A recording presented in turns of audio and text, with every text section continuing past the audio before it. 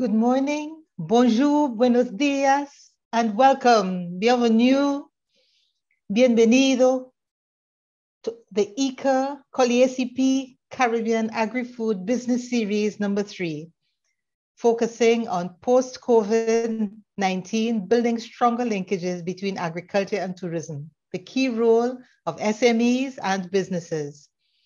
I'm Ina HARVEY, IICA representative in Barbados and hemispheric specialist in agrotourism. I have the honor to co-host our session today with Isolina BOTO, Head of Networks and Alliances of COLEACP. And let me say a special welcome to the Director General, Jeremy KNOPS of COLEACP, who has joined us. I've worked with Isolina for many, many years on agrotourism and agribusiness. As part of the post-COVID-19 recovery process, IICA and COLEACP, with international and regional partners, support a more resilient and greener agriculture and a strong agri-food business sector in the Caribbean, providing technical assistance, training, and business development for entrepreneurs. Every 2 months since June this year, the two organizations have been hosting Caribbean Agrifood Business Sessions, centered on inspiring stories from successful local entrepreneurs in a wide range of value chains, markets, and sectors. Hello?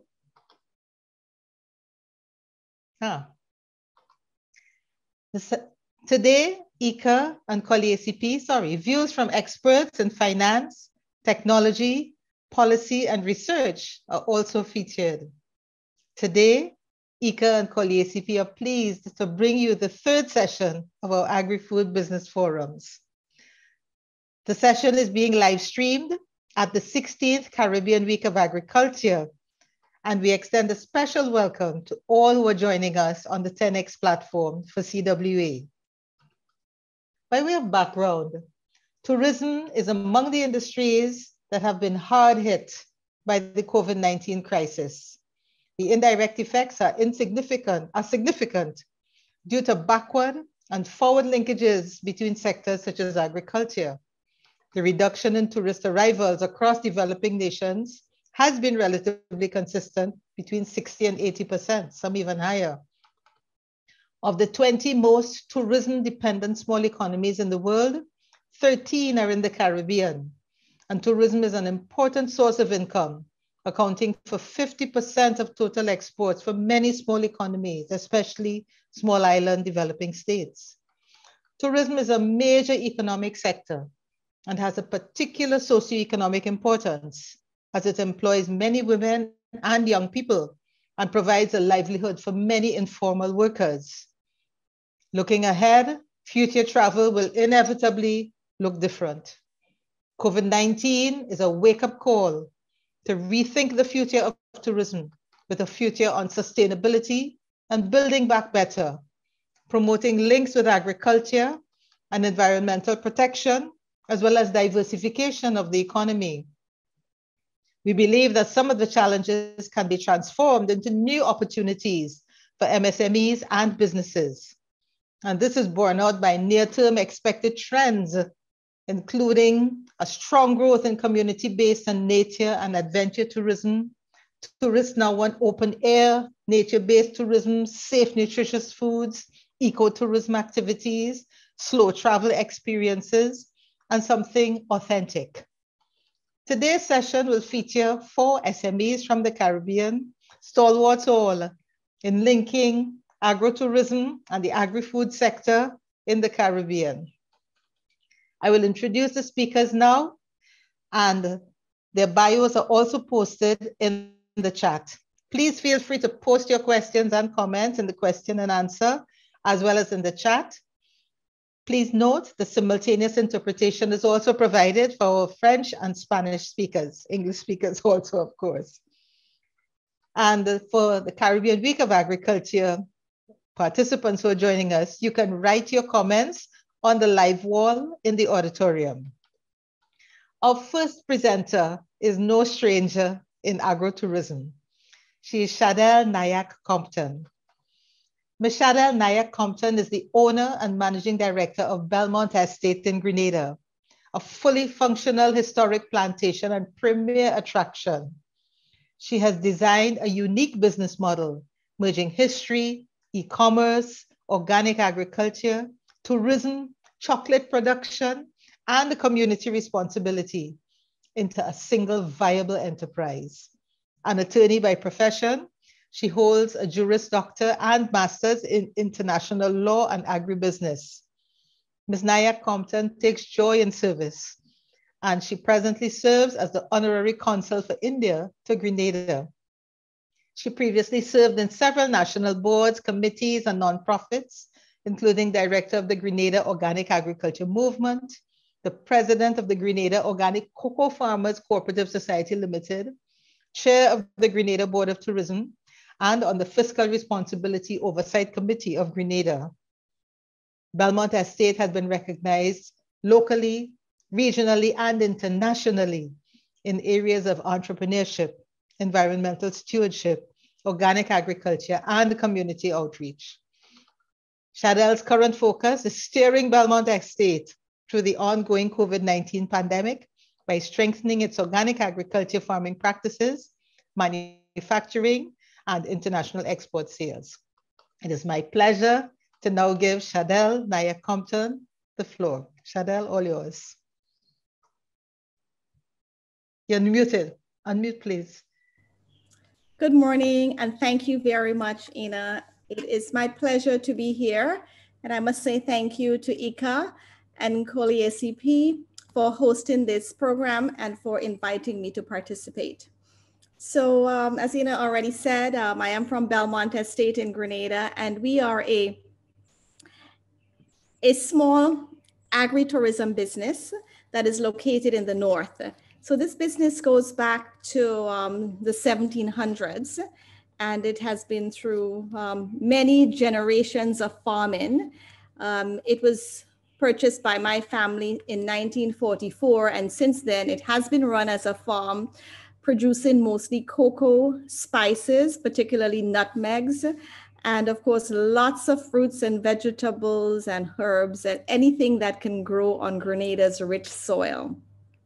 So we diversified into agritourism in 2002.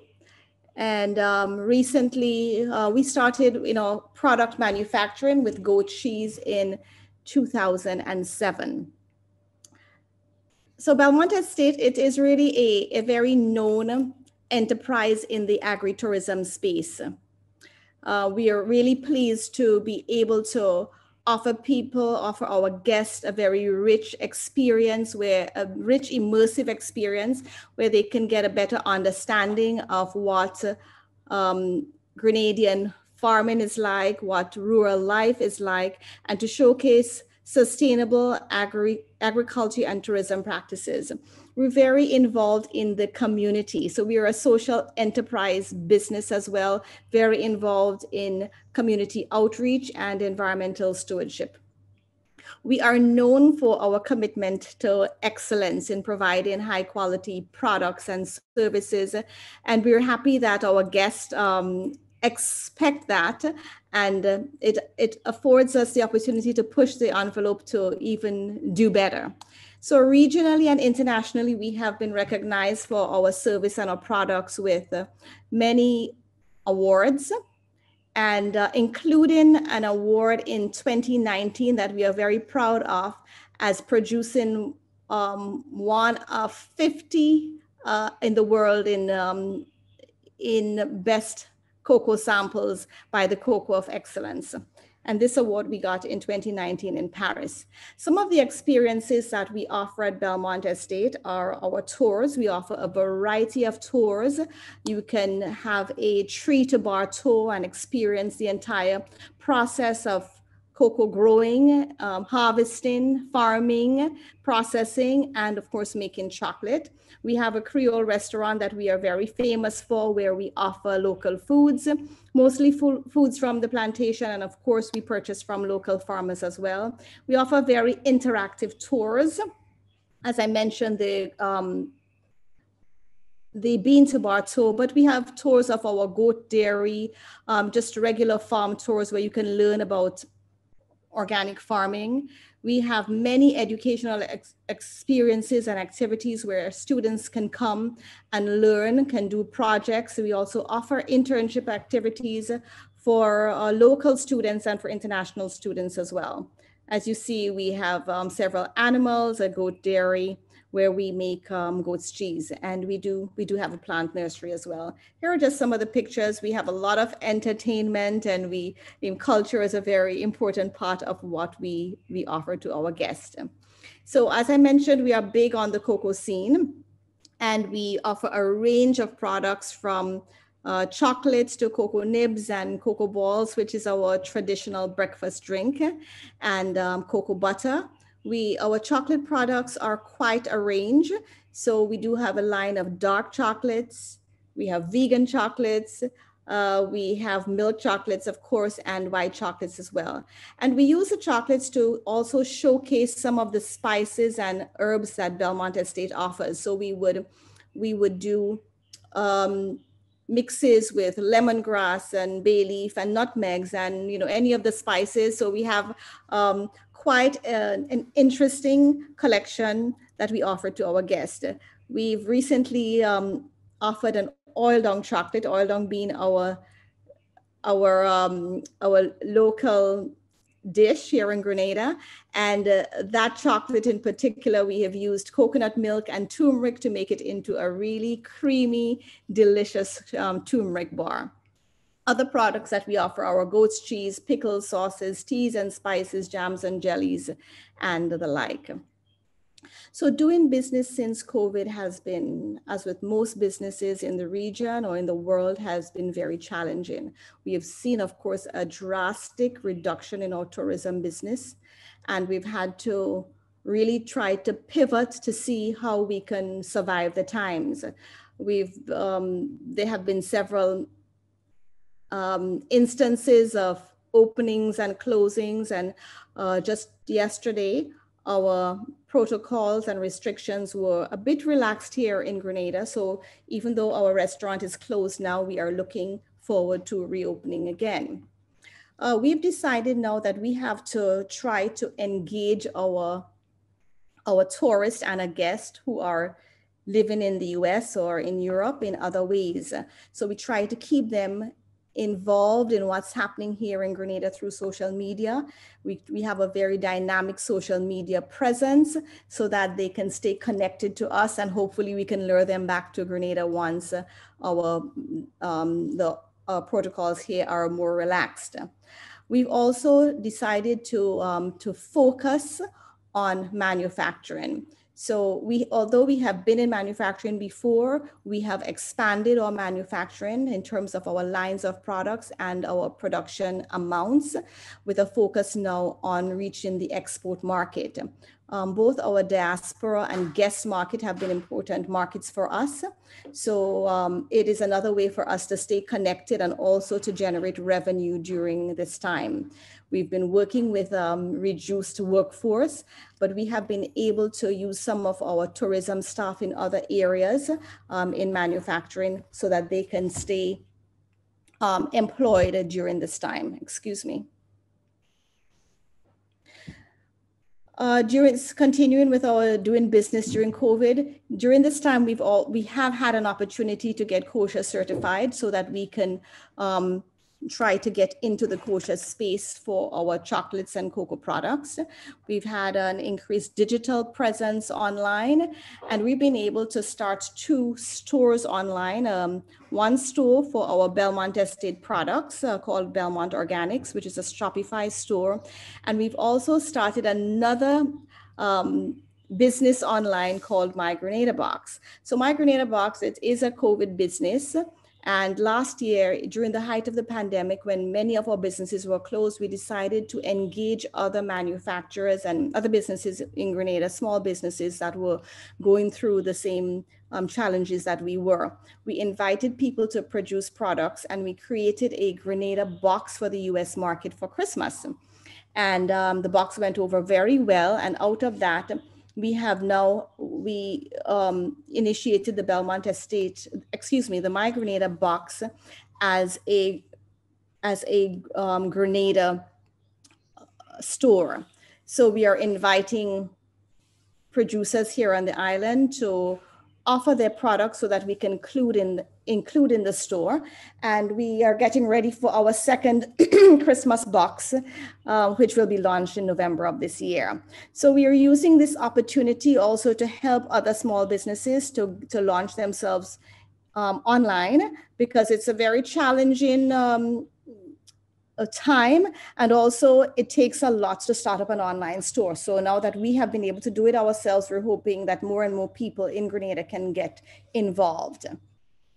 During the COVID time also, we decided to open a restaurant, a sister restaurant in a small town next door called Grenville. And that gave us an opportunity to serve the local market while the tourist market was a bit on the quiet side. And that has worked well for us, and we will continue to work with that restaurant during these COVID times as well. So in terms of the way forward, of course, we intend to have more digital presence and to expand our stores and to set up an Amazon store as well. We intend also to improve our tourism experience by ensuring that protocols are in place and to offer a more personalized service to our guests. During this time, we have found that with all the protocols that have to take place now, guests can feel a little bit estranged from when they visit. So we have been trying as best as possible to make it comfortable and very welcoming for guests, even with all the protocols that we have in place. We are also adding some virtual experiences like virtual tours and other virtual experiences for our guests who are unable to visit in person, so that they can still experience Belmont Estate even though that they are at home. And as I did mention before, we're expanding on manufacturers' involvement in the My Grenada box. In terms of our needs, of course, we do need marketing support and for maximizing our online platforms. It has been a struggle to get up and running online, especially in the US market. There is a lot to put in place to have a seamless online store. So this is something that we still want to optimize, and getting some help with how to ensure that once the stores are properly set up, that they reach the markets that we want to get into is important. Also, having strategic support on how to navigate this ever-changing business environment. Most businesses have been through cycles of being open and closed and having various protocols and restrictions put on them, and we are in a very dynamic space. So determining which direction to go with the business, how to pivot, how to stay relevant and to keep the doors open during this time is important. So it's an area that we found we could have some assistance with helping us to keep our business productive, profitable, and to keep our doors open. This time has resulted in many businesses having to survive with the assistance of bank moratoriums. So concessions in terms of how to decrease the cost of doing business in this environment, and also how to navigate this interest that has resulted as a result of moratoriums would be very helpful for small businesses. And just technical supports to optimize and diversify the online presence, it would be very helpful for us as businesses. So this has been, although it has been a challenging time for business, I think it's also a very exciting time because it allows us to look at other opportunities that crises like this can present. I am hoping that out of this, we can be more resilient, we can be more innovative, we can offer more to our guests, and the linkages between agriculture and tourism can even be stronger. What we have seen, certainly there has been a strong focus on health and wellness during this time, and it has given us an opportunity to really grab onto some low-hanging fruit. And I say no pun intended, but really things like leaves and to make teas have been a big focus for us. Things like bay leaf and soursop leaf and many of the leaves that we have so abundantly here, we have been putting to use to make products for final sale on market. So I hope that we can all be inspired to expand our business during this time, and that our tourism is built back stronger and better for the future. Thank you so much, Shadel, for your inspiration, for your passion and your commitment. I think Belmont Estate is arguably one of the best agrotourism sites, events, attractions in the world. And all of you who have not yet gone to Grenada, please, as Grenada opens, I see that yesterday the Prime Minister announced that there has been a little bit of reduction in the limitations. Please visit Grenada and, of course, go online. For those who are now joining us, this is the IICA-COLEACP Third Agribusiness Forum, looking at SMEs and their key role in the tourism sector in the Caribbean. I'm so happy to see that we have, I think, more than a dozen African countries joining us. Bonjour, bienvenue, Côte d'Ivoire, Uganda, Madagascar, Lome, Zimbabwe, Ethiopia, Senegal, Tanzania, Benin, Cameroon, Congo Republic. We also have Italy, France, and we have some Caribbean folk from Jamaica and Grenada. And we also have the head of our Farmers Alliance in the Caribbean, ACARI. So thank you very much, Shadel. And we now move to our next speaker, who is Ms. RENIE. She's head of a company called The Market Movers Limited, and that should tell you it's a Trinidad company, established in 2009 by RENIE and David Thomas. It was the first online distribution company of greengrocer items in Trinidad and Tobago. They focus on farm-to-table initiatives that secure the freshest local products and bring them directly to your door. DMM's core values are health and convenience, which has led Rachel to launch a line of locally grown frozen fruit products, which are used to make smoothies, cocktails, and desserts under the brand Farm and Function TT. With 5 flavors now, their range of products is being distributed nationwide and regionally to retailers and the food service sector. Rachel is focused on adding value to local ingredients grown in Trinidad and Tobago. And with this passion for local agriculture, she co-hosts a monthly farm-to-table event to educate the public on the importance of local agriculture through a farm dining culinary experience called Our Moving Table. Along with her team, Rachel has launched a food design company called Market Movers Design that specializes specifically in food design in the areas of branding, food packaging design, and e-commerce development for major companies such as Massey Stores, CGA Caribbean, Chief Brand Products, Hongwing and Sons, Pascal's Bakery, and many more. She works with startups and smaller companies to help them improve their branding and packaging in order to meet industry standards. With a degree in international relations and over 12 years experience being an agripreneur, Rachel also mentors at the youth business of Trinidad and Tobago to help other burgeoning entrepreneurs while using technology to continuously innovate the local agriculture sector. It's my pleasure to welcome Rachel RENIE of The Market Movers in Trinidad to the floor. Rachel, all yours. Hi, everyone. Thank you. Thank you so much, Ina. I'm just going to share my screen.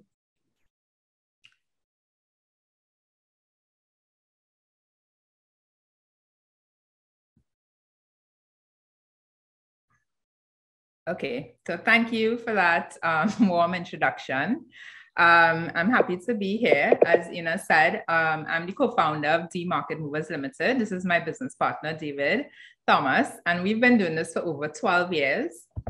These are our 4 main companies as explained. And, you know, the linkages between tourism and agriculture has been a long journey for us. It's not something that we always recognize early on, but now that we do, we're able to enhance it in every part of our business. So Market Movers, again, we're the first online delivery service of greengrocer items in Trinidad and Tobago. We launched in 2009, and we've always offered e-commerce, online payments, and it has evolved over time. Of course, it started with just a bank deposit to now you can pay with your credit card on your website and things like that. So we just recently launched our click and collect store. So having an online, solely online business in agriculture is usually challenging because persons still want to come in and see someone. Of course, over COVID, having the e-store just really helped us a lot. But as you can see here, our team, you know, outside the store, you can now order your fresh produce, pick it up in store, or still have delivery, contactless delivery. And again, you know, we had to evolve with the masks and sanitizing and everything that came with COVID-19. So this is me. I actually do pack some of the boxes, you know, put carriers out to customers. We're here. We're very passionate about local food. We're driven by local because it feeds us. We just find, you know, the nutritional value, all these aspects of it are really part of our culture in the company. Out of that passion for local, we wanted to create a product that would basically substitute some of the imported frozen fruits. So for instance, we were importing frozen pineapple into Trinidad and Tobago, frozen mango, things like that. And it was always like, well, we have these items here. Why not create a product that can serve the local community as well as eventually export to other countries? So we started with papaya, and we recently launched our 6Q, which is a mixed bag. And it's actually a blend of all the 4 of the most popular flavors that we have. So as you see, we add value to local. We process the fruits here. We grow the fruits here. We have farmers who supply us, who we work with very closely to supply us with the produce. We process it. We blast freeze it, and then we create a final product that's perfect for smoothies, cocktails, the food service, things like that. And our moving table, this is just a shot of a previous event.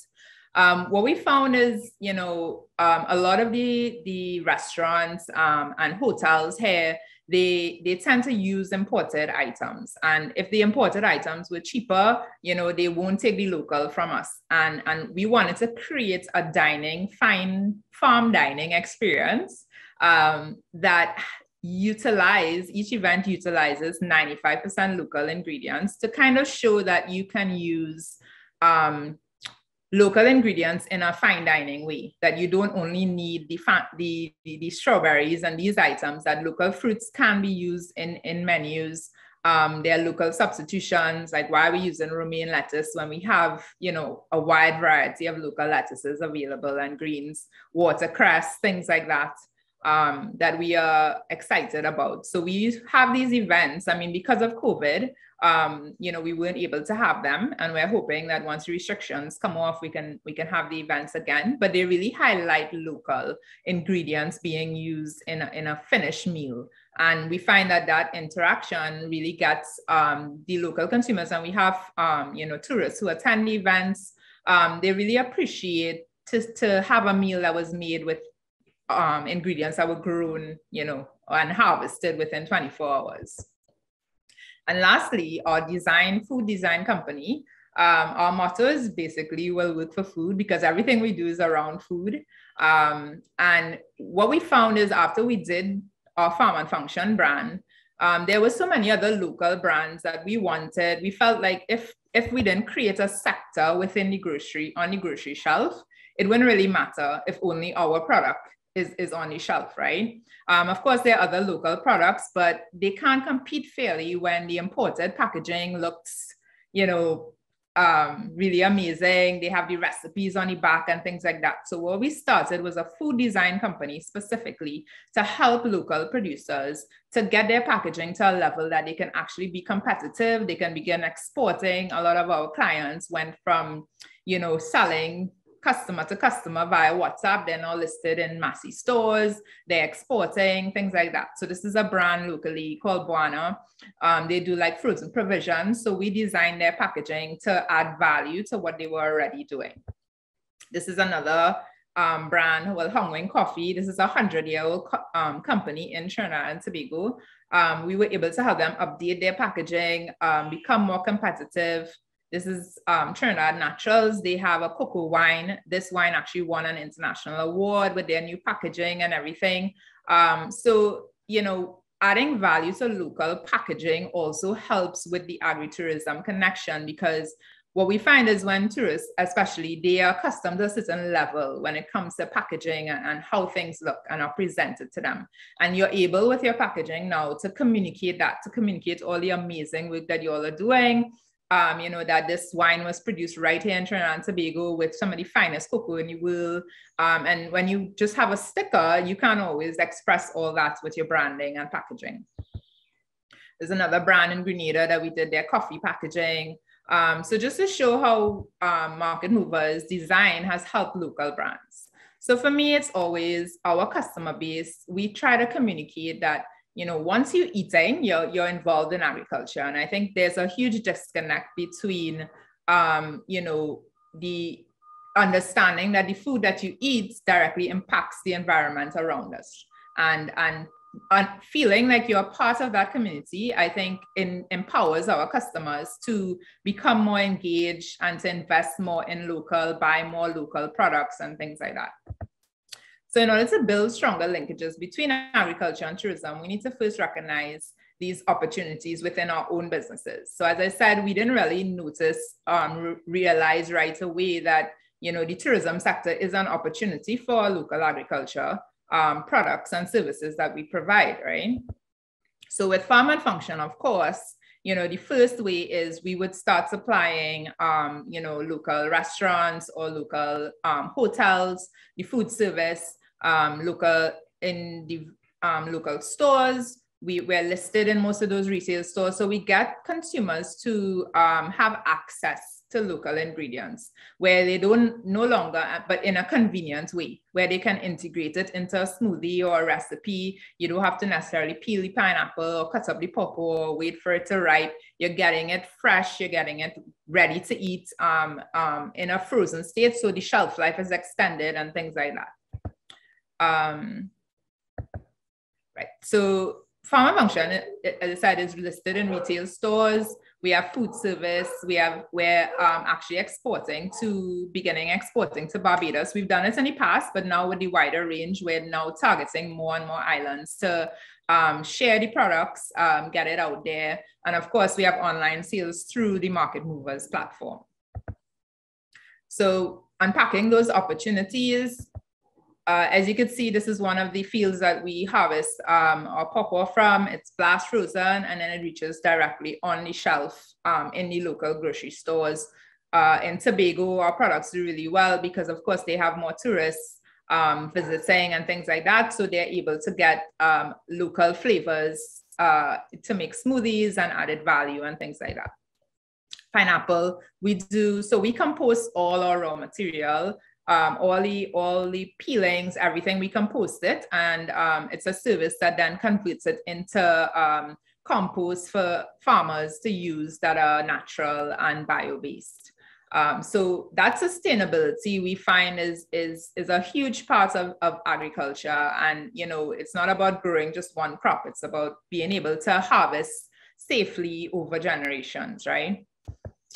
This is us on the shelf, you know, we're right next to all the imported items, and we want to be able to stand up and be able to compete fairly. Of course, you know, I mean, strawberries, but again, you see in the mango chunks, those are things that we could produce locally and have available for the consumers. We're promoting here in like grocery stores, our distributor, you know, we do the branded distribution to show consumers that it's all local, it's all grown here, and investing and supporting these this brand really helps. This is a retail customer. I mean, she said she hasn't had guava jam in so long. So she uses the product to make a syrup. She ordered it on the website. She then used it to make a recipe. So that's the level of getting consumers involved, but making it readily available to them. This is in food service. So we have customers who make like smoothie bowls with the products. They make parfaits in restaurants and things like that with the product. So food service is a huge part of our portfolio.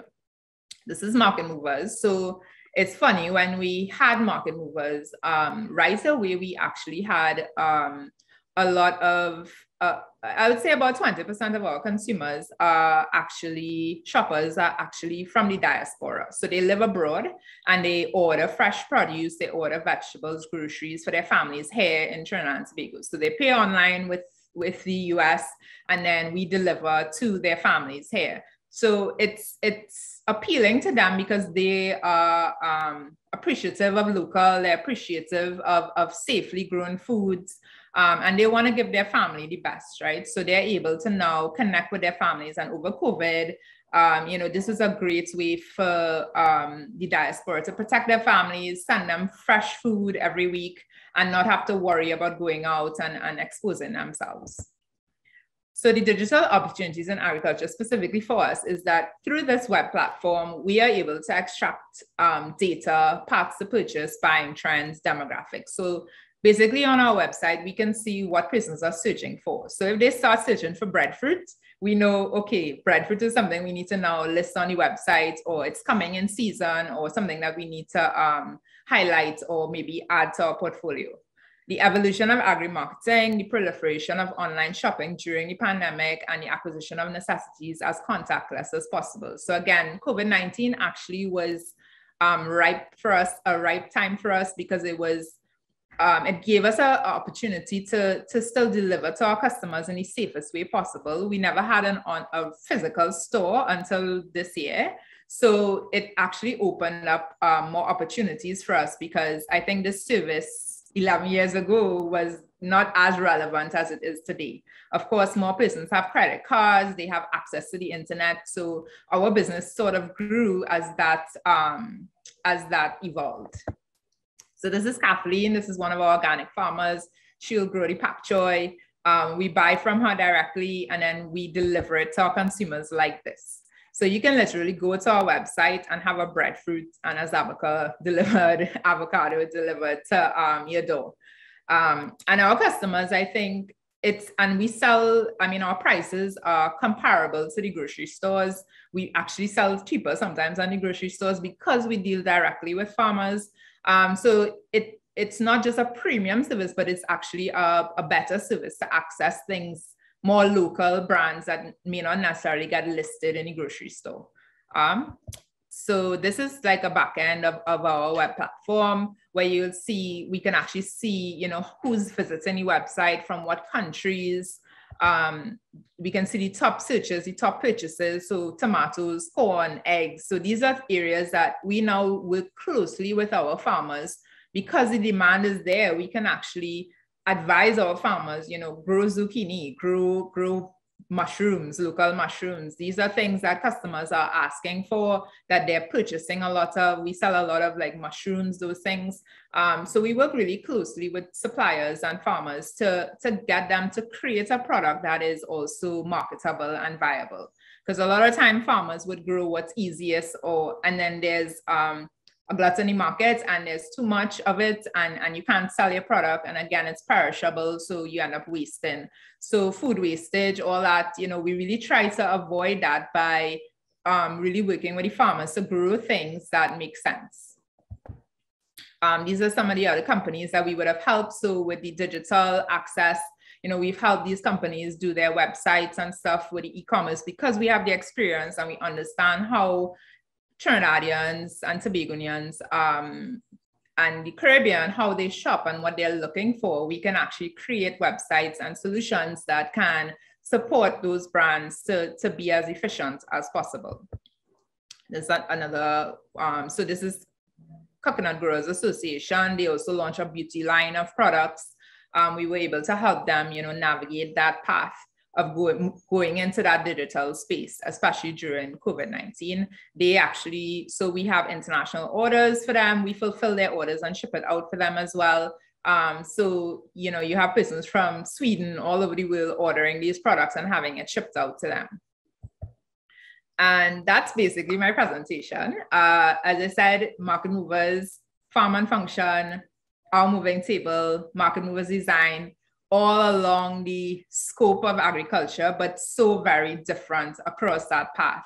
And I think that there's so many opportunities in agriculture, so many opportunities when you integrate technology and use data to really help guide that. And I think we can satisfy the tourism sector by, using this information and using these technologies to really make informed decisions as businesses and producers here in the Caribbean. So thank you so much. Thank you so much. Answer any questions. I'm going to just stop sharing. Thank you so much for that wonderful presentation. So far, we've had 2 excellent presentations. For those of us now joining, you are joining the 3rd Agri-Food Business Session, co-hosted by IICA and the COLEACP. Welcome, since I last spoke, welcome to Barbados, Ministry of Tourism, the Gambia, St. Lucia, Venezuela, St. Vincent, Suriname, and Mali. And we've had 2 young women in the Caribbean really committing to linking our agriculture with tourism. I like when you say, Rachel, if you eat, you're part of agriculture. When I first started agro-tourism years ago, people said, what do tourists have to do with agriculture? And I said, tourists eat every day. So there is that disconnect, and we need to really make that connection, especially with our COVID environment.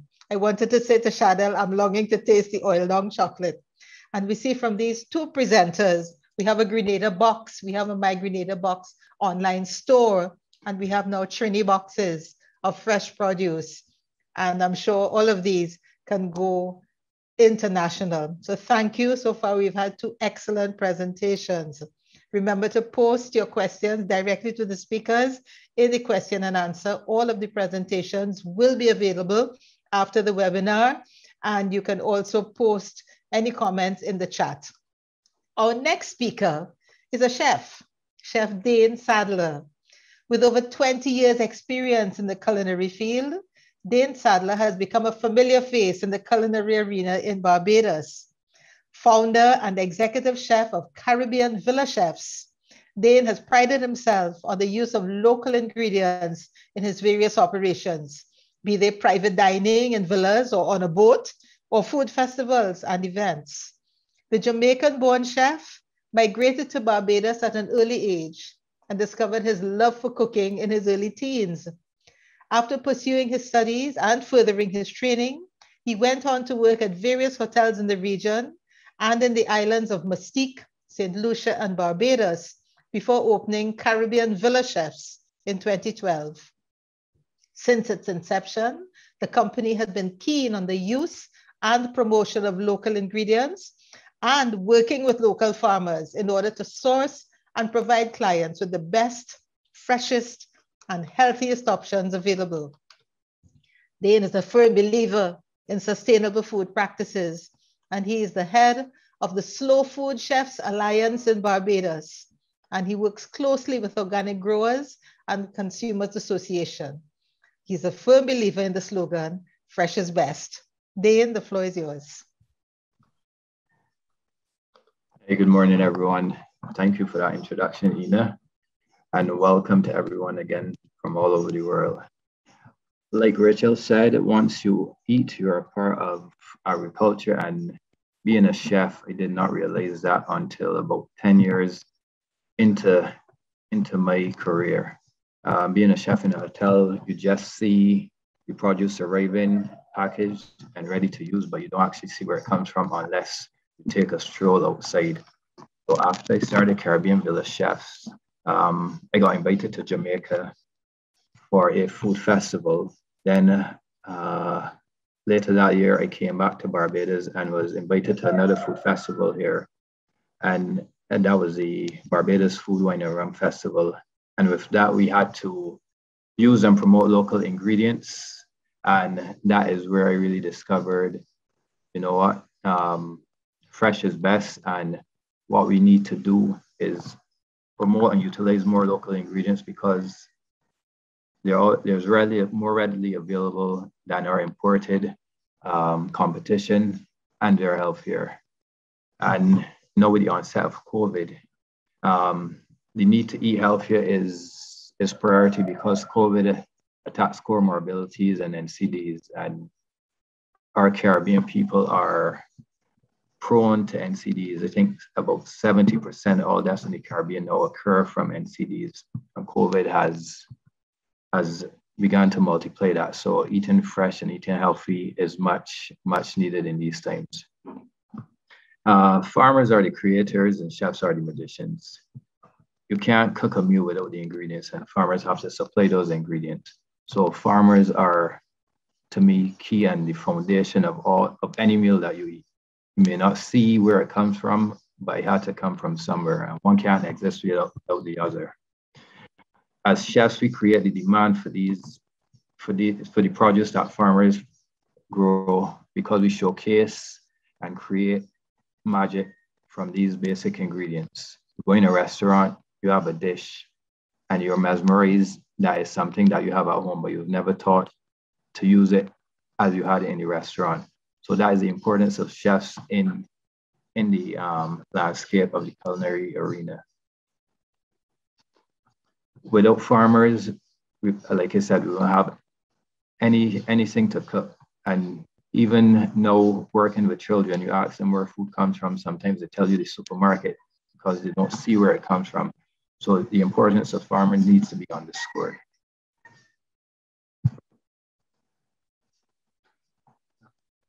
Example of some of these dishes, a plantain and pulled pork lasagna. Normally the lasagna is traditionally wheat pasta with ground beef, but in my kitchen, we use plantain or we use breadfruit as the pasta substitute, and we use pork or pulled chicken as the meat substitute. And here, breadfruit bowls have become a big dish in Barbados over the last few years. Breadfruit is cheap, readily available, and is very filling. This one is stuffed with barbecue pulled chicken and vegetables. Mm-hmm. So when you create these dishes, you create a new avenue and a new market for ingredients you would have just overlooked.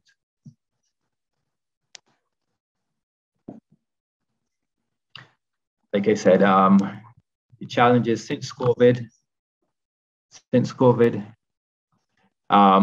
farmers have been disrupted because there have been a decline in tourism arrivals, and restaurants have had to close doors and limit the number of seatings they've had. I think for the year, Barbados has been off of curfew for only 12 days, and we are now 10 months into the year. And we just had 12 days of freedom outside. So with the protocols in place, in-house dining has been limited, if not non-existent. And some hotels have had to close. Some have recently reopened because of the relaxing protocols. As a chef, when COVID first started, I was without work for about 4 months because the core of my work was based on the arrival of tourists. So without the flights being grounded and villas and hotels closed, we had to become innovative. That's one thing COVID has taught majority of us to become innovative and think outside the box, per se. And with the restaurants closed, farmers have had gluts because no one expected COVID and expected the impact to be so significant and long-term. So farmers were already growing produce and didn't have their major market being tourists. They didn't have a market to sell to. So we both had to become innovative. And with lockdown and protocols being in place, supermarkets in the early days, you were able to shop by the alphabet system. So each letter had a day designated to them. I think it was A to G and then G to M, something like that. So that limited the amount of days you had to shop and limited the amount of products you had to buy, because some people were without work, so their income was limited. So some people that would buy going to the supermarket every 2 days were only able to shop once a week, and they didn't have the money to spend for the prolonged period until they return to the supermarket again. So the good thing about that is that farmers were then able to have a new market, which would have normally been overlooked, by having these persons or competing with the supermarkets per se in supplying them out of their day or out of rotation for their buying day. And that opened a new market for them. And early in Barbados, in April, St. Vincent and the Grenadines, La Soufrière volcano erupted and had a series of eruptions which disrupted life in Barbados as well, because we are downwind of them. So we had a ton of volcanic ash over a course of 2 to 3 weeks, and it took months before it was fully cleaned up. So again, restaurants were impacted, supermarkets were impacted. Basic life was impacted because at one point it was snowing ash for about 2 days. So no one could venture outside. We were completely covered, as seen in the picture here. So farmers again got another blow because crops were damaged and destroyed because of the excess ash. And then shortly after the ash, we had heavy rainfall going into the hurricane season. So that was another disruption we faced.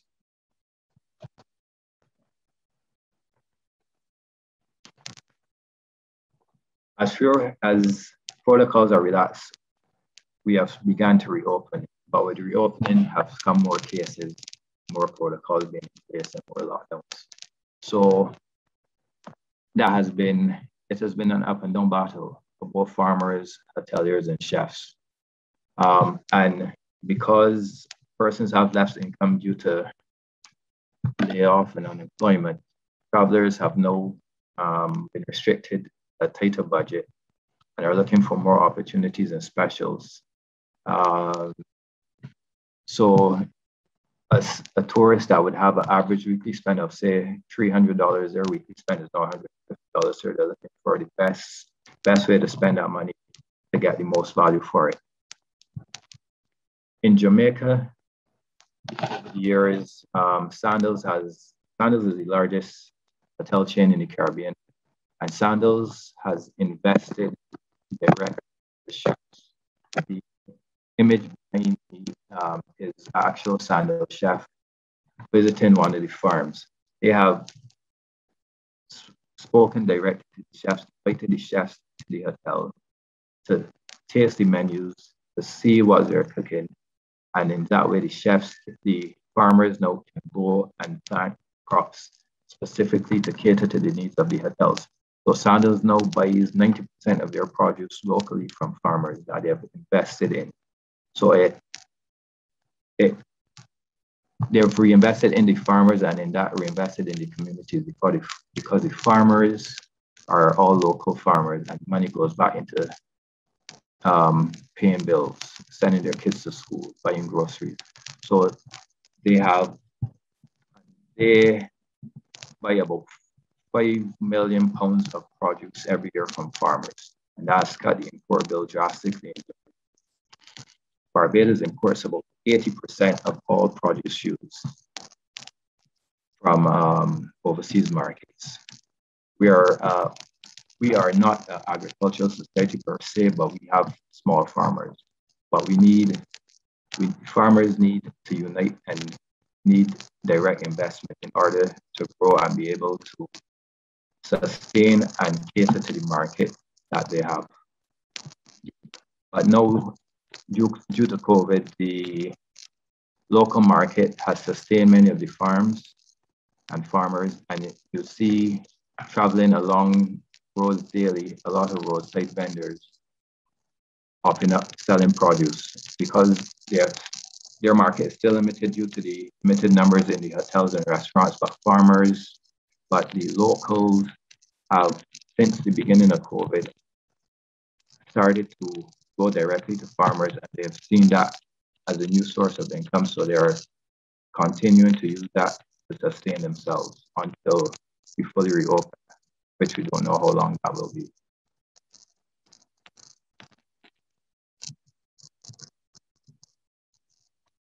One of the issues we've always had and discussed in I'm sorry, Dane, to interrupt you. I think there is an issue with your microphone. Would it be possible maybe to plug it better in or to change it? Because I heard the interpreters are having a hard time translating what you're saying. Sorry. Okay. Any better? I think it still sizzles a bit. Let me change my. Yes, any better now?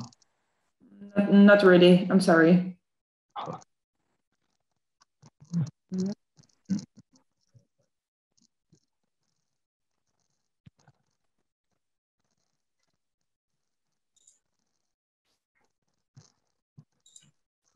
Can you unplug it and maybe use the microphone of the computer, please?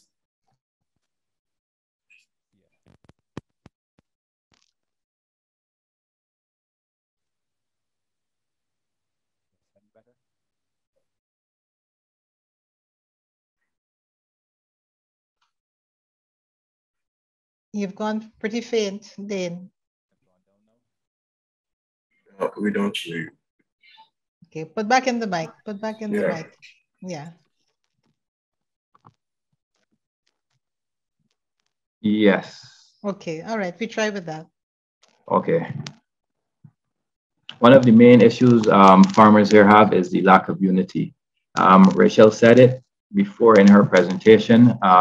Farmers would grow what's easiest, but it may not be what is needed at the point in time, and that causes glut.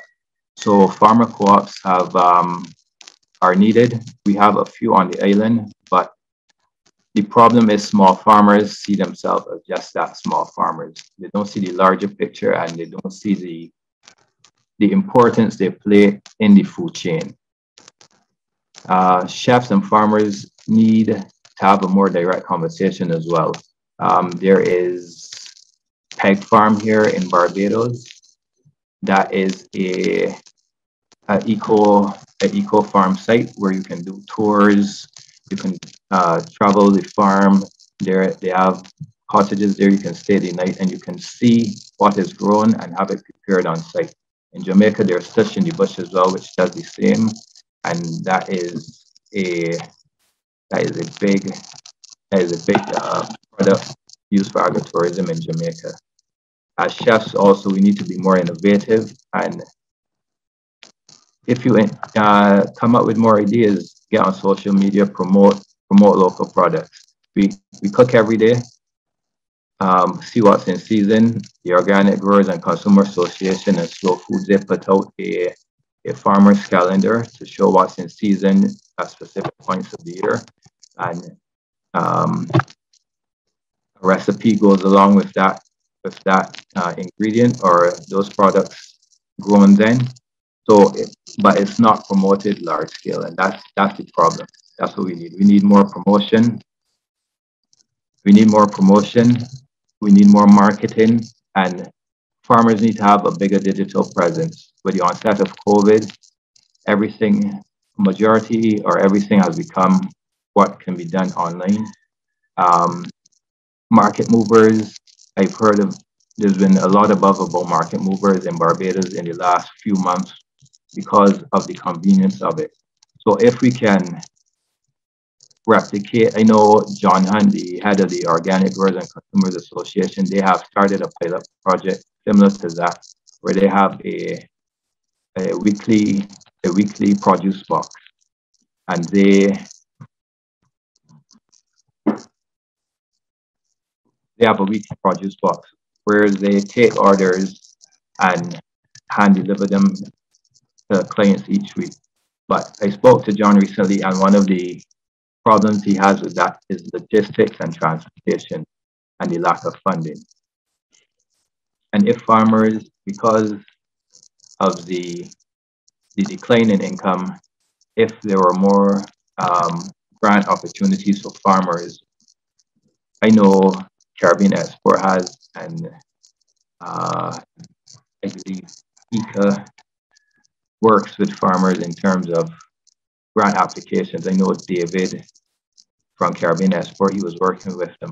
But the problem is farmers do not keep, small farmers, I should say, they don't keep proper accounting or books. So to access financing has been difficult over the years, and it's still an issue we're having to this day. And like I said before, eating healthy is best. An online presence is needed. If you can generate, the interest is there, but the facility isn't. Persons are no more hesitant to go out and venture into public with the increased number of cases in COVID across the world. If there was an opportunity, or if you can have Rachel and market movers as a what's the word? Use them as an example of how and what to do in terms of getting the online platform up and running, same as in Belmont Estate, having the online platform running, having delivery services available. I think we can create a greater demand for produce and farmers here in Barbados. We have a number of chefs. We have chefs online promoting videos daily along with brands, but these brands are international brands. So the lack of local presence in these videos has to be addressed and has to change in order for farmers to become rock stars, just like those chefs are rock stars. Chefs are rock stars based on the food they create. And we are rock stars based on the farmers creating these raw materials for us to use.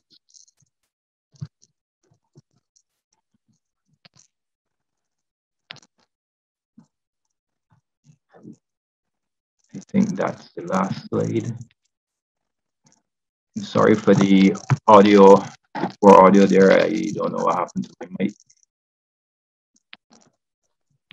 Thank you very much, Dane. I just want to welcome again all those who have joined us, especially from the Caribbean Week of Agriculture. So far, we have had presentations from Grenada, from Belmont Estate, Shadel, NYACK, COMPTON. We had from Trinidad and Tobago, the market movers, Rachel RENIE. It's 11 o'clock. And we just had Dane Sadler, chef and head of the Slow Food Chefs Association in Barbados. Dane, please mute your mic. I wanted to say that IICA is developing a Chefs for Development website, which would include Pacific and African chefs and chefs from all over the world, especially the developing world. And we would welcome any members to join our Chefs for Development website. And our website will include farmers so that we can make that link and make that conversation. I know that some of you have been watching our photos from Trinidad and from Dane, and all of this great food is making us hungry. So we now move to the farmers who have been identified as the base for all of this. And we go to Nevis. Originally, we were to have THOMPSON, who is one of the stalwarts from Nevis, from the Nevis Island Growers Association. And in Nevis, when the Four Seasons Hotel started, that Nevis Farmers Association linked very closely, supplying the staff of the hotel as well as the hotel with a number of food items.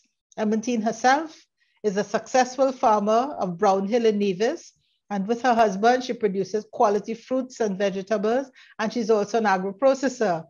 In 2020, she won her 11th consecutive first place in the off-island category at the AgriFest Food Fair in the US Virgin Islands. She's the president of the Nevis Growers Association that was formed in 1990.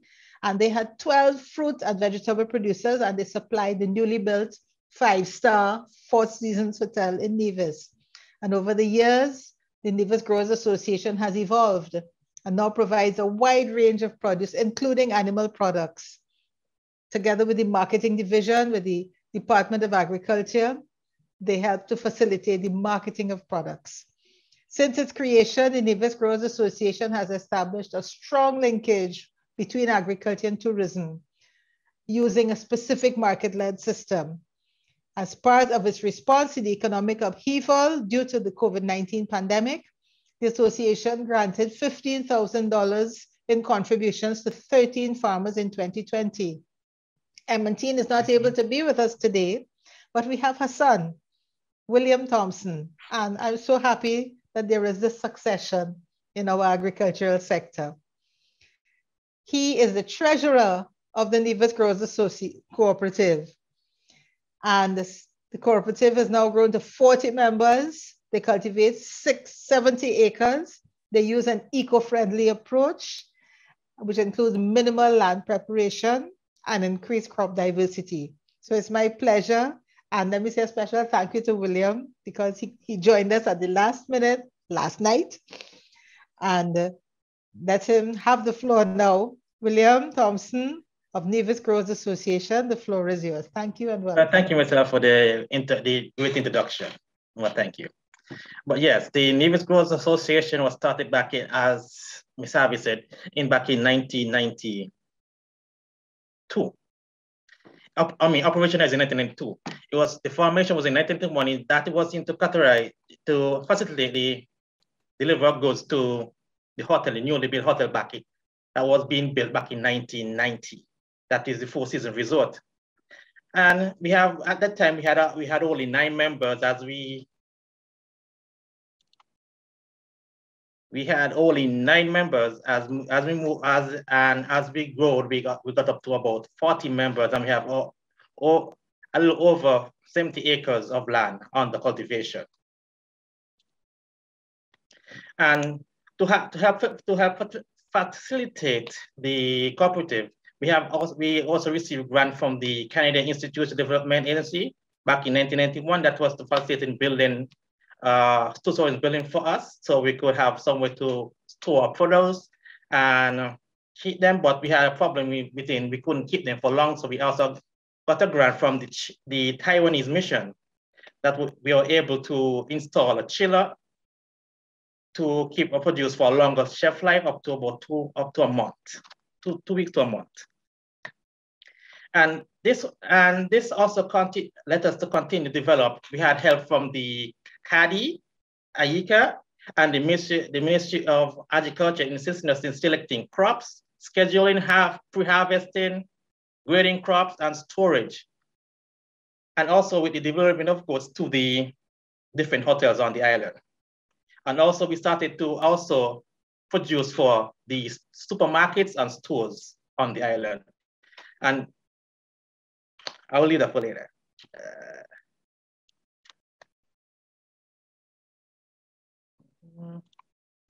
Yes. And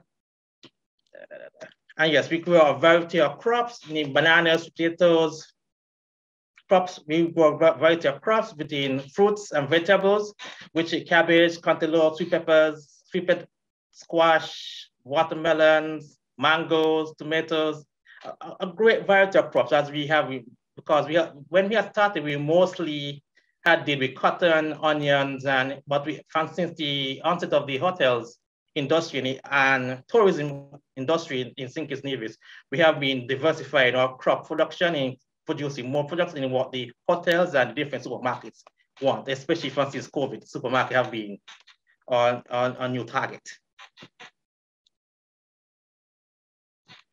Yes. Well, farming within the pandemic, we have had we have been negatively impacted because of the COVID-19. And that is mostly because in most of our produce, we normally sold those to the hotels, and because of the reduced number of guests coming to the island, and visitors, the farmers have been greatly impacted because they have to now reduce the amount of production and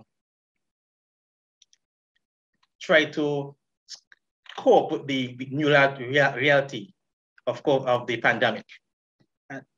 And also because about 40% of our economy have been in the hospital industry, hotel, and everything else. So it has greatly impacted farmers, especially in where they produce and how much they be able to produce. And we also face a number of logistical issues that have been able to help us and not so good in our favor, because we're still having problem in getting some seeds, some different type of organic chemicals, and fertilizers. There have been some issues for us because we have not been really able to get them the quantity and the amount we need to keep up the demand that we now seeing from the supermarkets. I will now just share my screen to, let's see, I will share my screen.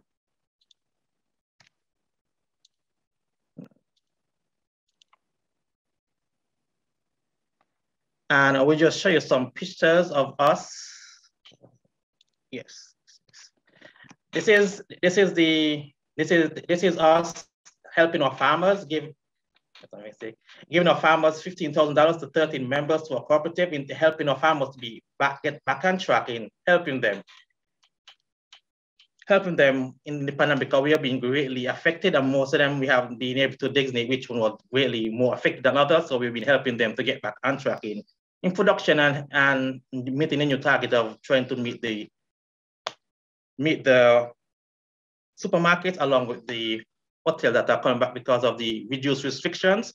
We're now seeing more guests. So we have been getting great news lately with the restriction, because we have been reduced to only 24 hours quarantine for fully vaccinated personnel.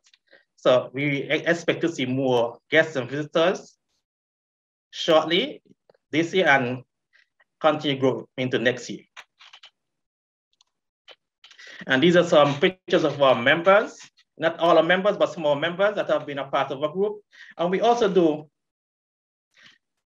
our crop harvesting. This is just a photo we were able to secure a potato harvester in which we're able to harvest potatoes at a faster rate than we normally do. Normally, we'd have to get a fork and you have to dig all day, and it take a long time. With the harvester, it's about 30 minutes for the same effort.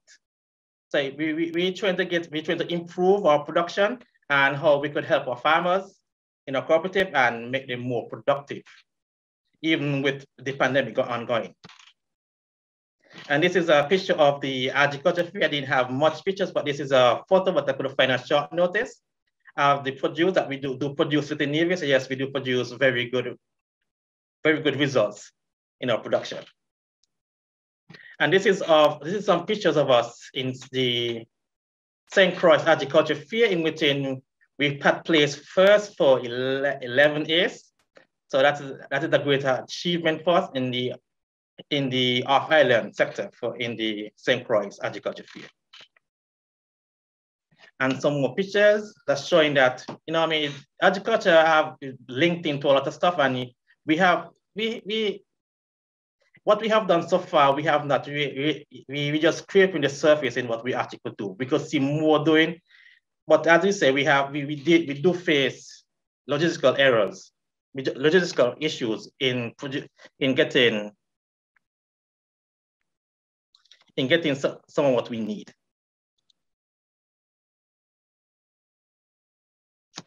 And we do appreciate the help from IICA and CARVAO and everybody that had helped us into actually getting the organization to fruition in what we're seeing today. It didn't go overnight. It's about 30 years in the making.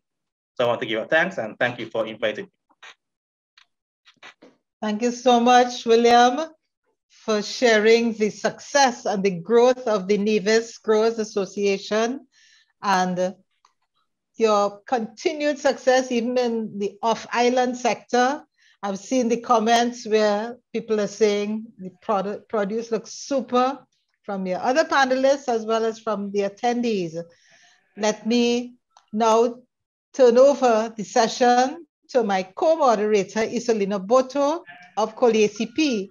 Isolina is the head of networks and alliances at COLEACP, and she has more than 25 years of experience in agricultural development.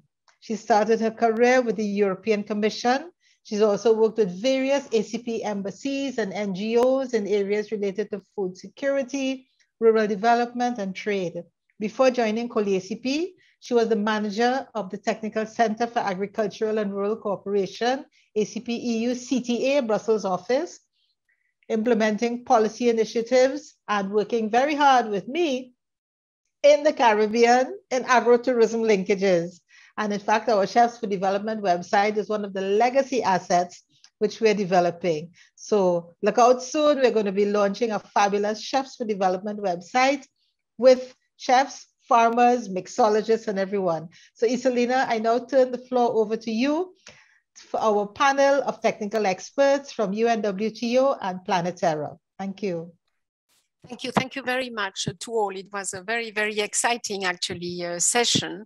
Very, very pleased to see some of you again and learn about the fantastic cases and all very, very complementary actually. So we'll come back to the questions on that, but now in the interest of time, let me give the floor. We have two experts and apologies for BBW. I mean, they sent us a video, but I think we will keep them for next time that they can really explain, you know, the microfinance and the finance facilities they have directly. So we will have today Rhea Sims from Planeterra Foundation first, and then UNWTO. So Rhea is working as a senior program manager. She leads the global team to provide community training on enterprise development, manage grants, and mediate the relationships between the travel industry and communities to ensure, of course, a long-term sustainability. She has a lot of experience in training on peer-to-peer support, which is really what we need for the topic today. She has really started and finished very, very successful community tourism projects, and we learned, you know, from the previous session how important that community aspect is as well. And she's mentoring and supporting enterprises over 40 countries, including, I mean, and primarily Asia and Middle East, from where we can really learn some of the lessons. So please keep posting your comments and your insights while Rhea is presenting. Thank you very much, Rhea. Over to you. Thank you so much, Isolina. It's such a pleasure to be here today and to hear some great examples of resilience this morning and how people have pivoted through these difficult times. Today, I'm going to tell you a little bit about Planeterra, what we do, and it's really all about uplifting communities through tourism. So, let's see. I'll bring you through who is Planeterra really briefly, but then I'm going to touch on some successful examples of agricultural experiences that we've worked with through the years of how they've been engaging in tourism and how they've been pivoting and innovating as well during the last 20 months. We'll look at what traveler companies are looking for in a pitch. Planeterra works really closely with the travel industry, really trying to break down those barriers that really seem to keep, you know, communities not really tapping fully into, you know, the benefits of tourism and being able to access companies to bring them and host them in their, whether it's a farm or restaurant, whatever it might be. And Planeterra does have years of experience working with many, many communities around the world. So we do have some free online resources too, which I can point you towards at the end of the presentation. So really briefly, who is Planeterra? We've been around since 2003. We're a nonprofit. I'm based in Canada, just in Toronto here. And what we do is community tourism enterprise development.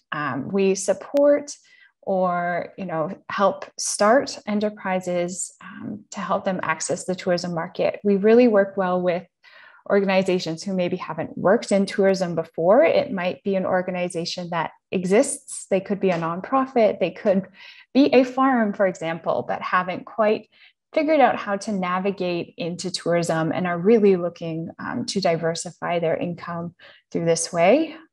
Other organizations we work with are ones that are trying to navigate tourism and haven't quite been successful yet. So we do a lot of on-the-ground training. We have team members all over the world. We do training, you know, everything from communication and storytelling and health and safety and all those things that you need to run a really successful experience.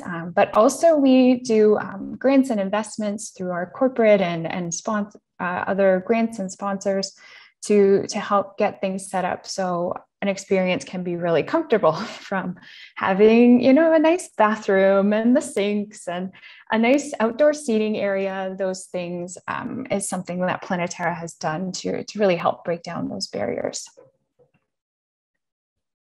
And when I talk about community tourism, there's many definitions. I'm not saying one is right or one is wrong, but when Planeterra uses the term community tourism, we're really speaking to experiences that are owned and run by communities. And we do acknowledge communities not just to be physical, not, you know, a village or, you know, a physical place, but also it could be a cooperative of people with the same, you know, mission. It could be a social enterprise or nonprofit serving a specific community of people.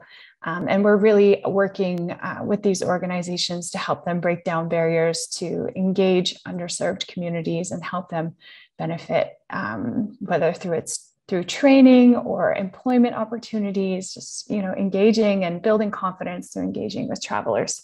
And that's why we work in community tourism. So let me give you some examples from all around the world. One way that we have seen agricultural organizations do quite well with partnerships with travel companies. I will say I'm speaking through a lens of Planeterra works really well with travel companies. We've worked with more companies that do group tours. So that is my bias when I'm giving, you know, our experience, but there's many different ways and avenues to success. Farm tours, of course, have been a huge one that we've seen be really successful. Mi Cafecito is one that we've worked with for many years in Costa Rica. It's a cooperative of over 200 farmers, coffee producers. And what they do, they host travelers for meals and fresh lunches, really highlighting the local ingredients. But the major thing that they do is the coffee tour, coffee tasting, really taking the experience to be able to teach people, you know, where your food comes from, where your coffee comes from. It's an educational experience as well. And that has been a really successful tour. They hadn't been able to access the tourism industry effectively until they came together as a cooperative. And Planeterra was able to help with market linkages. But during the pandemic, actually one of the innovations that they came up with was creating a tour that was more for the domestic market. In Costa Rica, people have been traveling a little more freely maybe than in some countries around the world. And the domestic market was one they wanted to tap into right away. And they had this beautiful waterfall nearby, and they were able to package and market through their Instagram and in different places where, you know, their neighbors and friends and people all across the country could see it and come not just for a coffee tour. They still want them to learn about coffee and enjoy their delicious products, but to experience something that they maybe hadn't seen in their home country as well.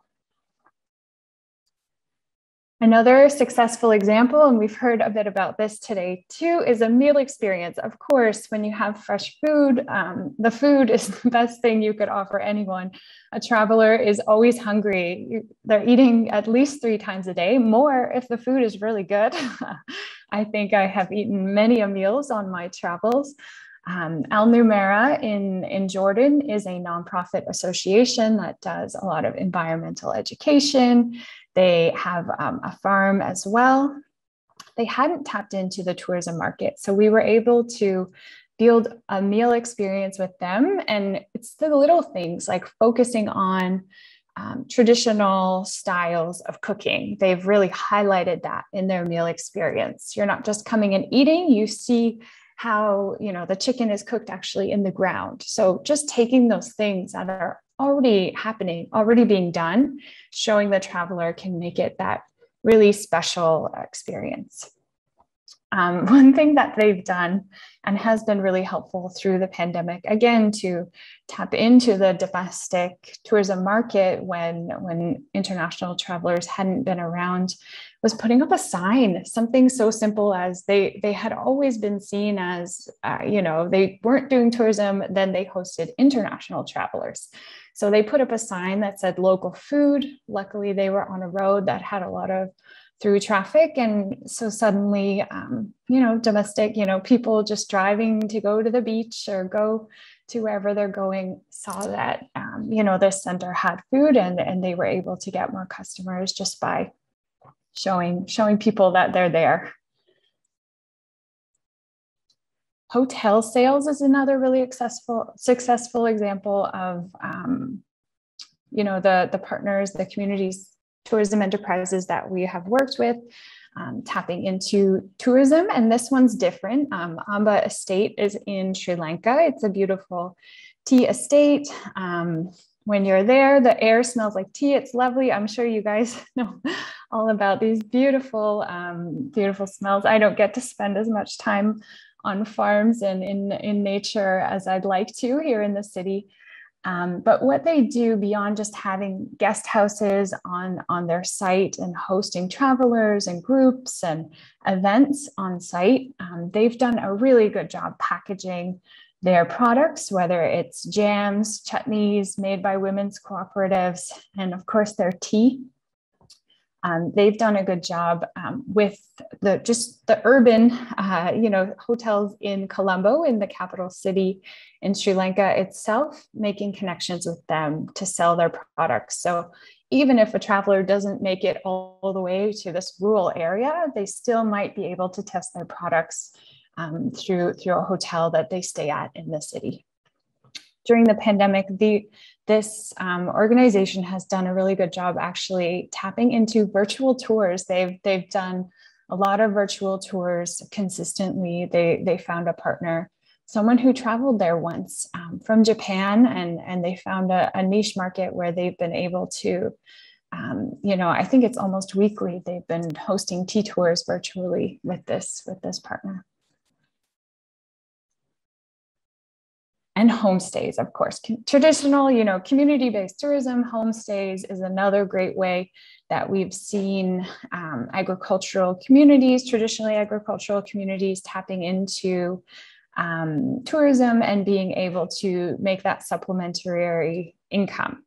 So this community, Mahung Sun Hill Tribe Trek, is in Thailand.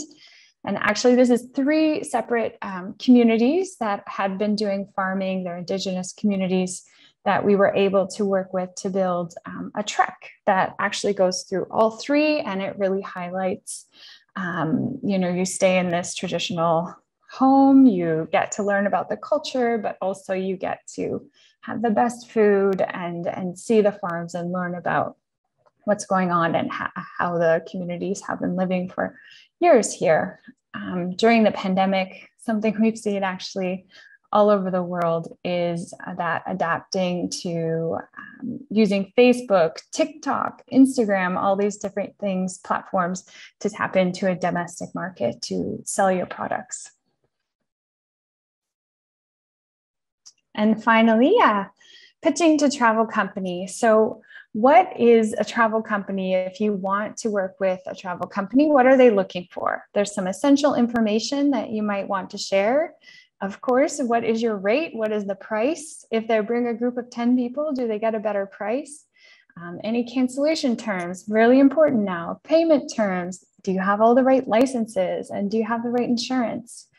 But then there's the added value. So everyone has a meal, but what else? So what is the things that make you special? It could be you have Wi-Fi. It could be you're including breakfast if they stay there. Do you have a private space where a party, or a group can come? And something that Planeterra works a lot on is what makes you different and how can you use your environmental or social impact to really help align with a travel company or traveler who is also looking to stay somewhere, eat somewhere, be somewhere that aligns with their personal values and wants to make a difference in the places that they're traveling. And now more than ever, health and safety, of course, safety guidelines, but emphasizing any COVID-19 measures, making sure any potential customers you have are very much aware of what you're doing and that safety is your top priority. And just to say, we have lots of online resources, whether you are just trying to navigate and get into tourism, or if you're just trying to figure out how, developing a new experience or trying to tap into a new market. We have lots of materials from pricing to health and safety to social media to developing your experience, all free online. You can check it out on communitytourism.org. We also have an online community. So some of those examples I gave you today, you can come, reach out to them, meet them, learn from them instead of being really emphasizing peer-to-peer learning. There's free resources. And yeah, we'd love to help any of you that are trying to navigate this difficult time to be in tourism and to really help create an experience that's true to you. Thank you guys for having me here today. Thank you very much. Thank you very much, Rhea. And while we continue, there was a question which is access of funding through Planeterra. If you could just give a few insights there. So without major delay, because we are late, and now I give the floor to Sandra CARVAO from the UN World Tourism Organization. As you know, well, it's a very, very important organization for all of you, actually. Africa, Asia is a world one, which has a lot of insights on poverty reduction and development, capacity building, education, promoting a sustainable tourism, which is, as we learned this morning, what we need to promote is a sustainable way. So Sandra is the Chief of Tourism Market Intelligence and Competitiveness at UNWTO. Before, she was in communications and publications for the same organization and dealing with market trends, competitiveness, and trade in tourism services.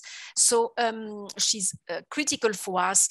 She is also coming from Portugal, where she was as well in her own country dealing with tourist and tourism industry. So thank you very much in a few minutes, Sandra, to share some of your insights. And thank you very much for being with us. He's a critical partner. Thank you. Thank you very much for having me and for opening the appetite. I must say that here it's 5:30 in the afternoon in this side of the world. So it's quite challenging to see so many nice photos of food and products. I wanted to share, and it's being the last speaker, maybe a little bit of a more global perspective after so many amazing experiences on the ground. And I think just to give you a little bit of an idea, and also obviously we all know how the tourism sector has been impacted. But before I start, I wanted to give a background of what I was asked, because I think this is very important. And I thank Isolina and Anna for the invitation. And I was asked to say information and insights about policy, research, and finance that actually help us rebuild in a more sustainable way our sector. Unfortunately, the situation, as you all know, and there were a lot of mentions to still significant lockdown measures, lost over 70% of traffic globally. This year up to July at minus 80% compared to the pre-COVID situation. But it's interesting to see as well that the good news is that the Americas compared to other regions is actually doing quite better despite the challenging lockdowns. And among the Americas, actually, surprisingly, and maybe that's a good news for you, and on the ground, maybe you still don't feel it on individual basis, but some countries in the Caribbean are opening up, and the results actually of the Caribbean among the other destinations in the Americas are proving to be better. So I think there is good insights for recovery in the Caribbean and in the coming months, also as the US opens, and this is an important point.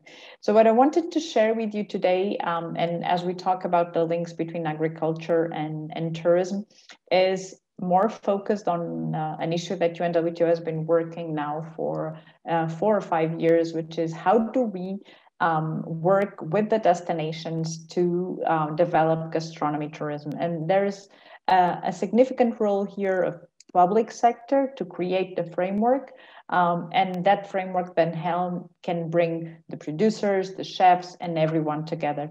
So we've issued a series of guidelines for the development of gastronomy tourism, and I think for any destination or smaller community that's interested in this area, they're available in our website. But today I wanted to share a few of them because I think they are the glue that should bring together all the small actions that we've also seen amazingly on the ground today.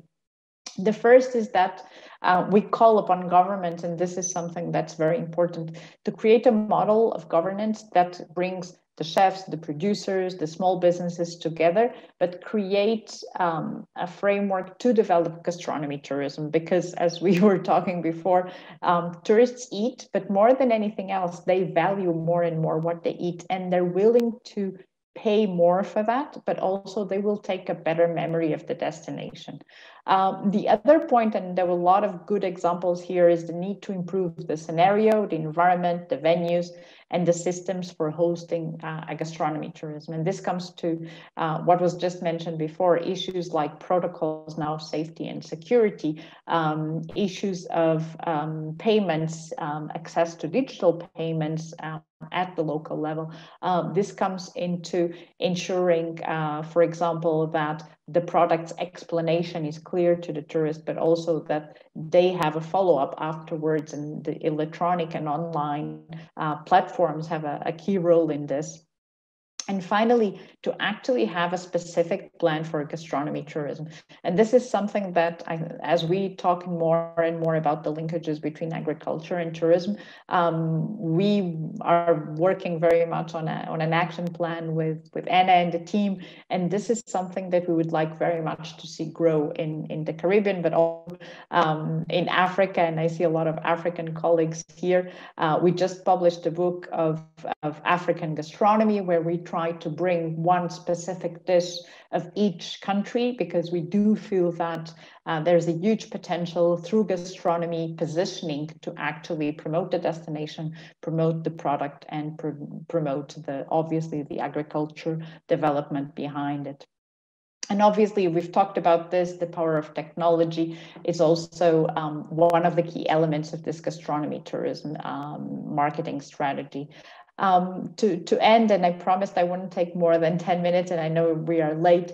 I saw some examples of events outdoor, and I wanted to share this with you because I think this is a very interesting one, where this is in Portugal, and not because I'm from there, but there was during the pandemic, and immediately when the lockdown ended, people could not be indoors. So there were a lot of initiatives to take people outdoors to small villages, inviting the best chefs in the country to cook with local and biological products in specific village.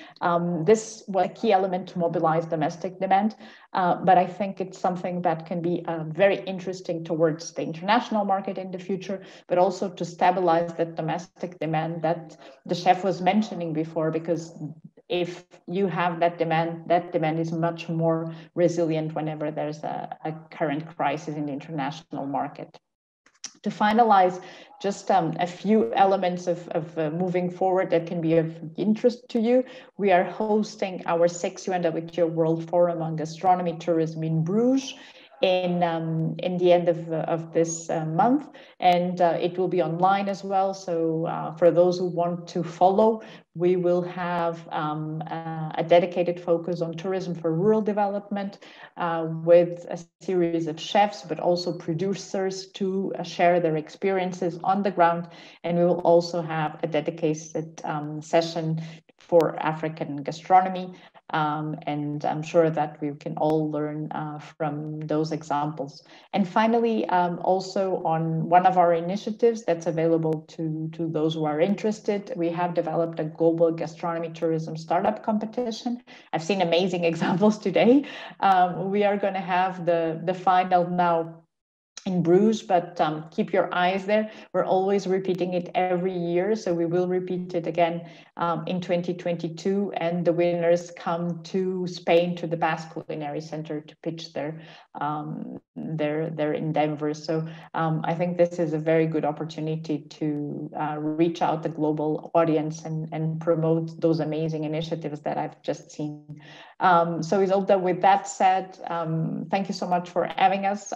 We will love to continue this conversation and advance those issues together with you. And I'm very happy also to learn and identify some of the good practices happening in the Caribbean and also be able to take them to the world. Thank you very much, Sandra. And you were speaking about nice photos of food. Well, if we were hungry, now we are running to the kitchen. Thank you very, very much. So as we come now to an end, I see many questions have been already answered. It was very, very exhaustive and comprehensive presentations from chefs, farmers, agritourism companies, and of course we have now the part on the industry with UNWTO as well as with finance. So it's very interesting. I will just give, because we don't have very much time, we also, of course, thank very much Caribbean Week of Agriculture for having us online, because Ena has just confirmed to me that we are still there and we will be there until the end. So there are many more people following us.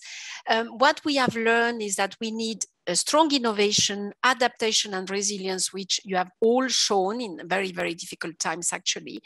And there are some questions linked to the food safety, but it's a broader part of quality and safety. And I would say perhaps another one that comes again as well, and was accelerated with COVID, but is here to stay, is the digital as well. And how, if not going completely digital, of course, it can be both. And anything else you want to add in addition to the questions that you have answered already, and everybody, I think, can see the answers. And of course, the part of the access to finance in a very, very short, part. So can I give now the floor to each of the companies and from the first panel, if they want in 1 minute to add anything after everything that has been done along those. Shadel, you are still with us. Thank you for the great presentation. It's very, I was always impressed by Belmont, but I have to say, if you go to Grenada, don't miss it, because as you have seen, is an extremely comprehensive model that has a very, very strong impact on the economy. I mean, on the local economy is incredible. Shadel has been, copied in the Pacific, in Africa, and thanks for your time. I know you are a very, very busy person for sharing that experience. So in 1 minute, what else do you want to add after hearing all the others? But I've been really inspired by listening to everyone here today. I do have to add, I'm sorry, but it seemed like I forgot to share my screen.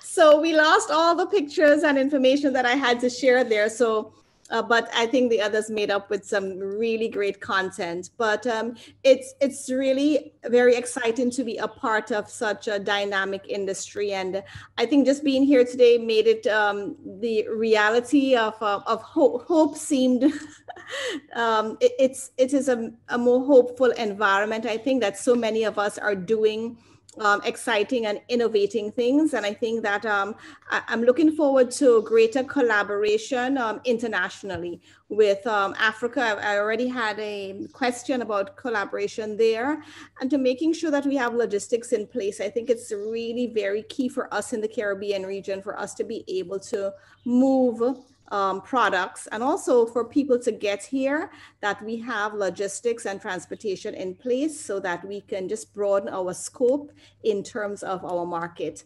So I'm just looking forward to working with everyone, and looking forward to the Caribbean and all of the regions that are here. We've all been affected, to see that the innovation and the adaptability and just the unity among us as small business persons in tourism and agriculture, that we can collaborate more to just extend the services and products that we offer to the world.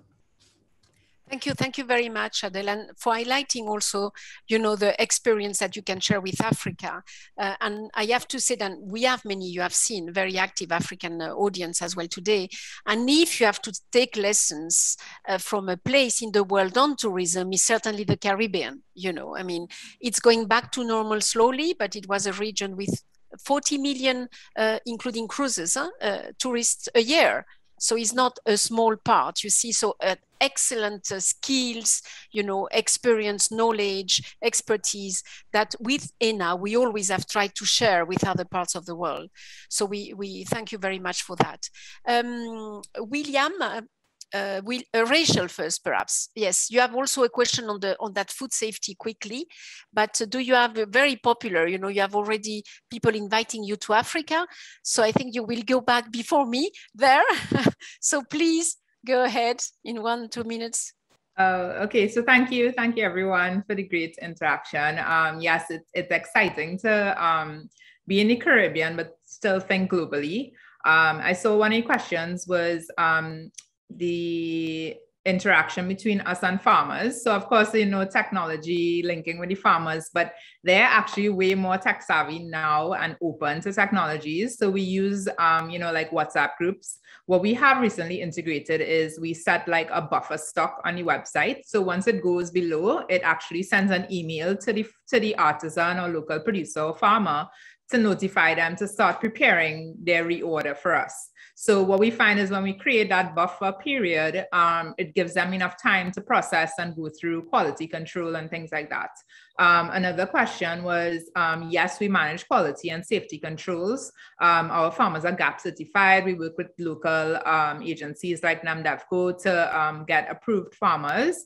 We also are in the steps of becoming HACCP certified for farm and function specifically because we're going to be exporting. So we are very conscious of quality and health and safety. I think normally in the Caribbean, these standards tend to fluctuate, but more and more you're seeing, if you really want to compete on a global level, you have to be able to meet those standards and quality issues. So yeah, we integrate as much technology as possible, but of course the human element is always, to me, the most important part. So still meeting with our farmers, going on the farm, talking with them is still very vital to keeping connections and relationships open. So thank you so much.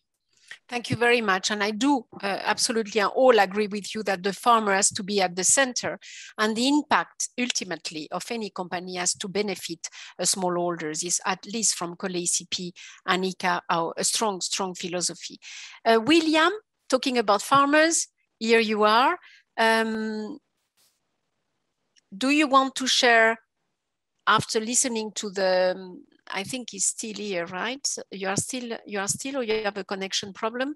If you want to share any of your thoughts after hearing the others and some of the comments from the audience.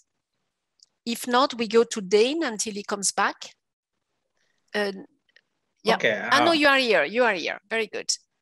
So, you know, you had a lot of success through your presentation. So please go ahead.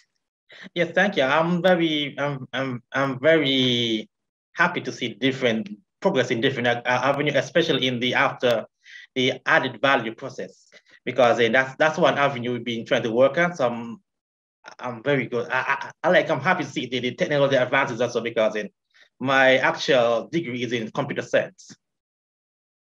So, and I specialize in cybersecurity. So, but I like to see how this is going and the way going on. Spend most of my life on the farm. I grew up on the farm, so that's most what I do. That's why I normally do. After I leave the office, I go home and do most work on the farm. But yes, I like to see. I like seeing what I like to see what I'm seeing and going forward and for the future and everything for the Caribbean, especially for the Caribbean. So we do hope, yes, that the tourism is starting full speed very soon in the coming months. Ena, you were telling me yesterday that some hotels, big hotels, you know, the Caribbean is very, very big. Some of them are like 80% capacity now. Some of them are already. So it's very, very good news. And yes, we will get there. So we will need the farmers back you know, to feed the hotels. And Shadel was saying as well that now they are opening in Grenada, so hopefully it will go much better. Yeah. So now to the chef, as we are, you know, approaching here for dinner and in the Caribbean for lunch. Dane, I've met you many times online in many parts of the world in my previous job, but actually I never tasted your cuisine because I never managed to be where you were, but sooner or late is never late, so I will get there. But thank you very much, because Lena has underlined very much the role of chefs. And from COLEACP, you know, the chef is one of the actors in the value chain, and is a very important one to use, give value, optimize the food, and of course an economic actor, very, very important. So you have the floor. Yes, thank you again for the invitation. Ina tasted my hand when we were, I think Shadel as well, when we were in Grenada. Yeah. Yes, but as Sandra was saying, more and more persons are traveling for food and health and well-being. So persons are willing to travel and pay more. So what is needed is, like I said, more financing for farmers, and the farmers to see themselves as a major player in the game rather than just a provider of produce.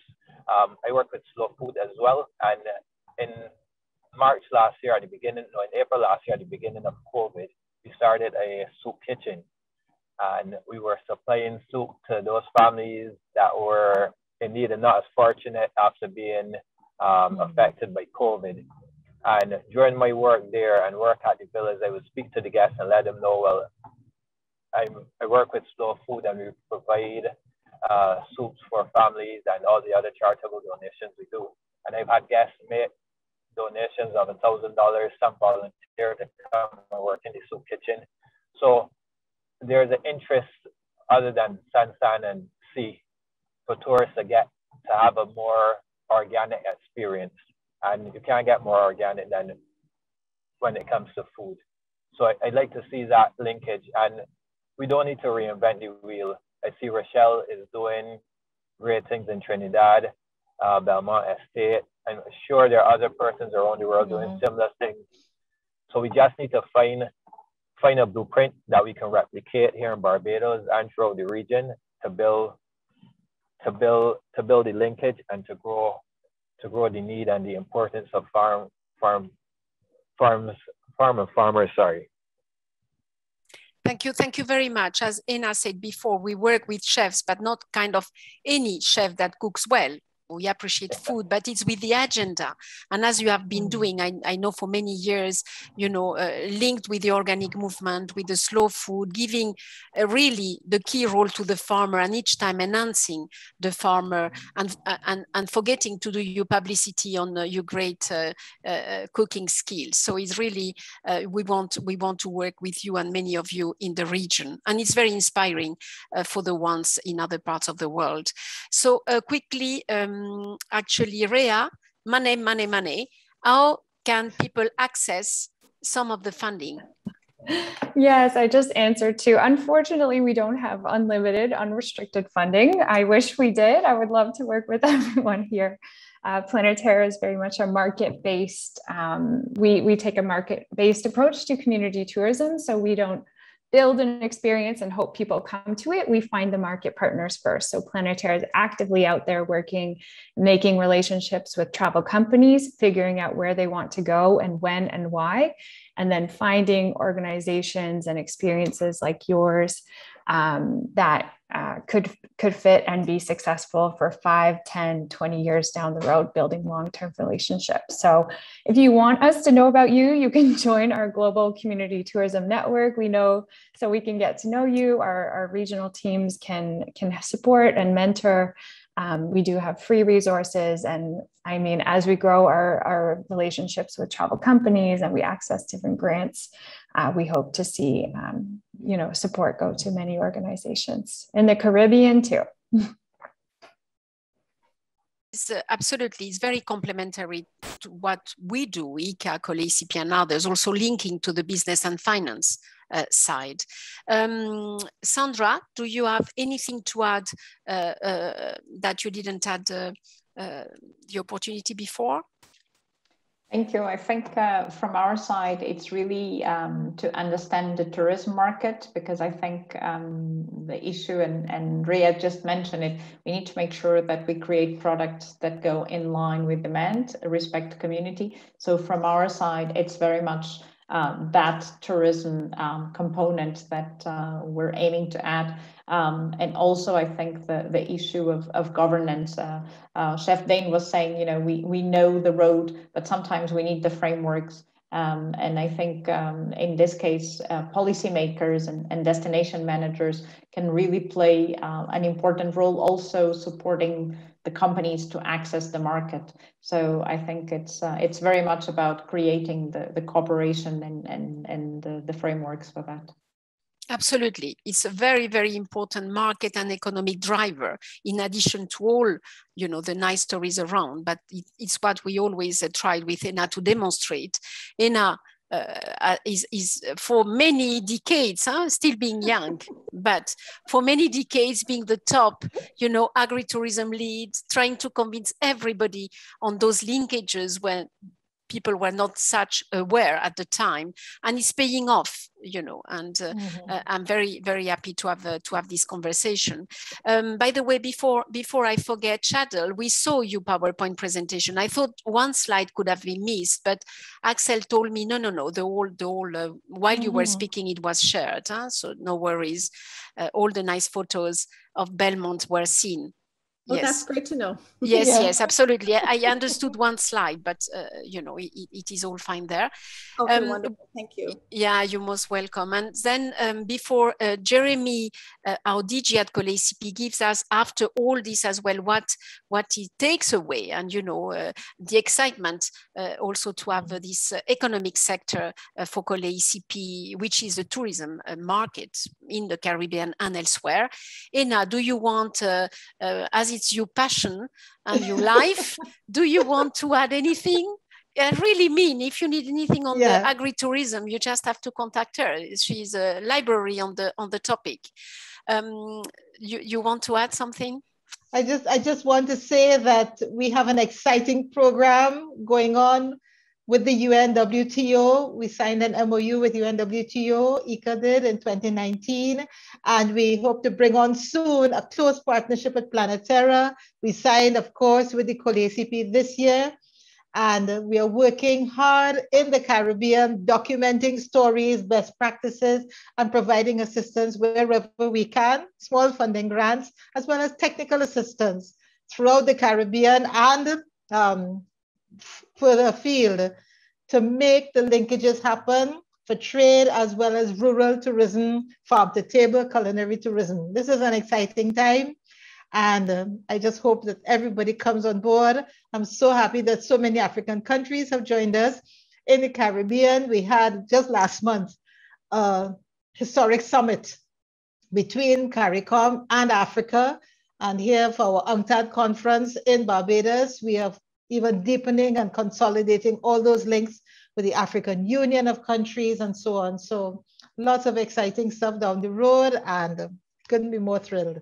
Thanks again to my dear colleague Isolina for rolling out with IICA this agri-foods series of sessions. We're going to host 2 more very soon, so look out and just stay on board with us. Thanks, Isolina.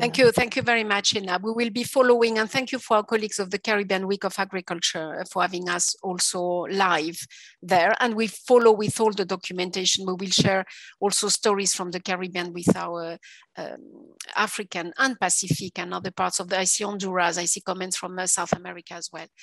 So without major delay, because everything has an end, you know, I mean, even meals and nice food, you know, is not all the time. So thanking from my side, of course, Ena and all the colleagues who have participated in this, I will give the floor to Jeremy, who can do a nice conclusion for us. He has been listening very quietly, so I'm sure he has a lot to share.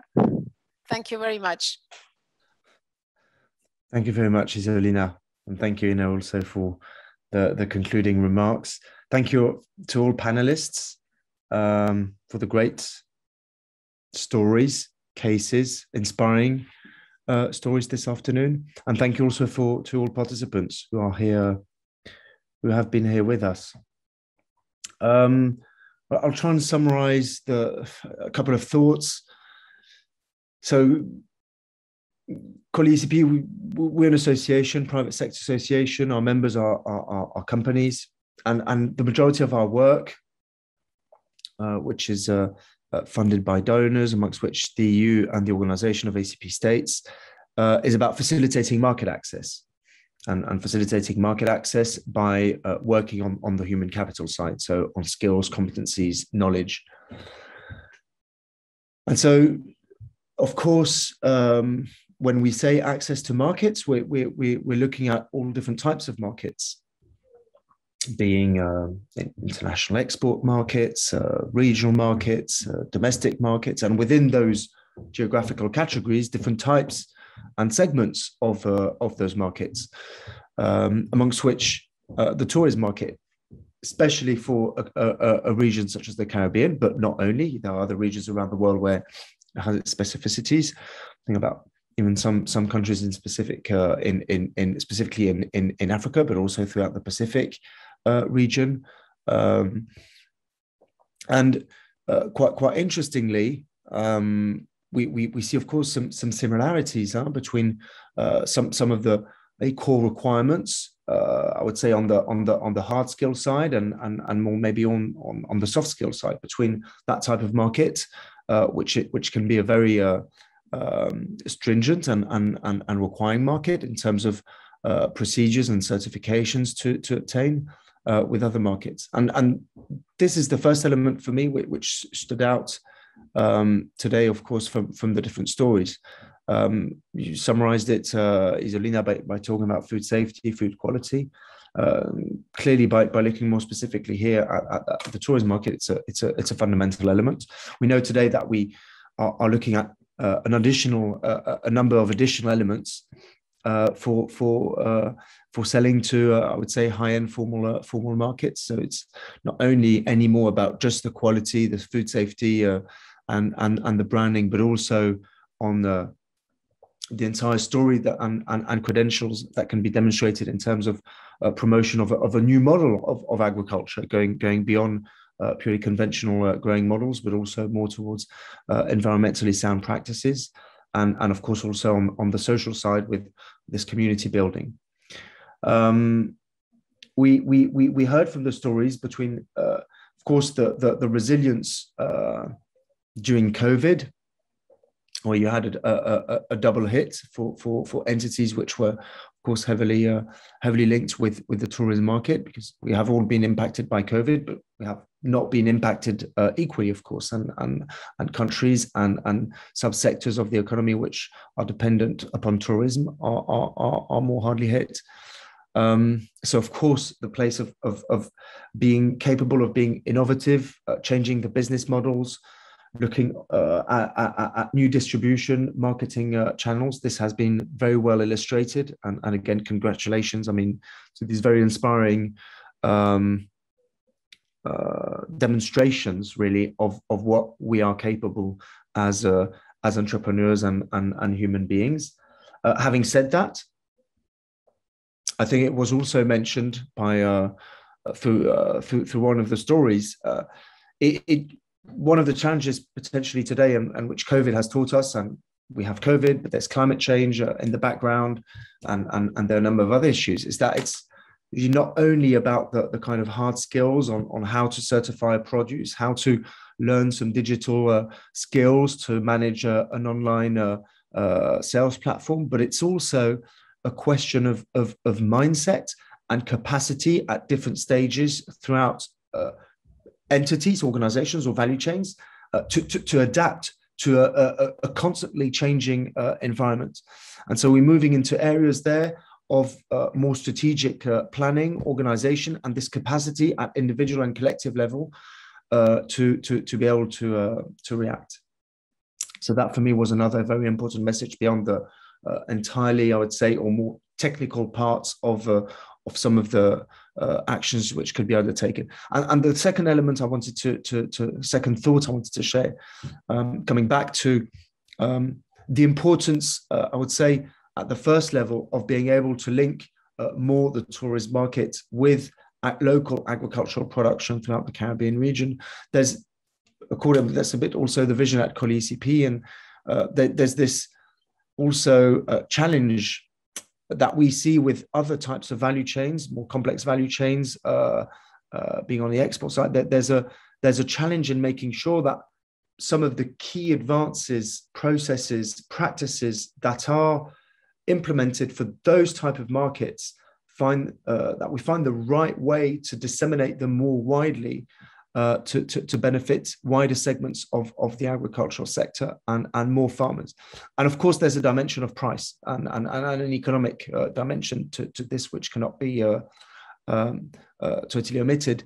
Nonetheless, as a collective challenge, I think we need to keep this in mind, especially when it comes to food safety elements, and looking at the best ways to keep more value at the farm while being fully compliant with food safety requirements, no matter the market we are looking at. So thank you, of course, to IICA for this very successful collaboration in this third event, and again, thank you to everybody for this session today. Inspiring, and looking forward to the next one. Thank you, Isolina. Back to you. And yes, very inspiring actually. And just perhaps Rachel said before, if you eat, you are involved in agriculture. And I would say, if you are curious, you need to travel safely. I mean, you know, when safety is back, but both are very important.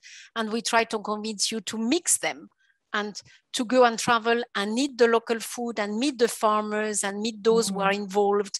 And no, not only that, you can still go to the beach and a few other things, but this is a core part of the economic development and the human side, as you have seen today. Yeah. I mean, there are people behind industries. Jeremy has reminded us of economic values, and of course, the great social part. So, Ina, you are fine? I just want to say thanks to everyone. Great comments in the chat, and we are forming a network. So keep close to us, keep in touch, and we will do great things together. Thank you very much, Jeremy, for putting this together. Thank you, Jeremy. Bye, everybody. If you want to put the camera, perhaps Axel yes, put yourself as well, actually. Yes, and let's get thanks to the interpreters. Yes, okay, you can do that. Rhea, I don't know if you can put your camera just for the photo. That also the Caribbean Week of Agriculture. We are, I think, in a big screen in a big room. Yes, we are. So that they see on the platform. Yeah, that they see us in the platform of the Caribbean Week of Agriculture. Hello to everybody. Hoping that it goes well.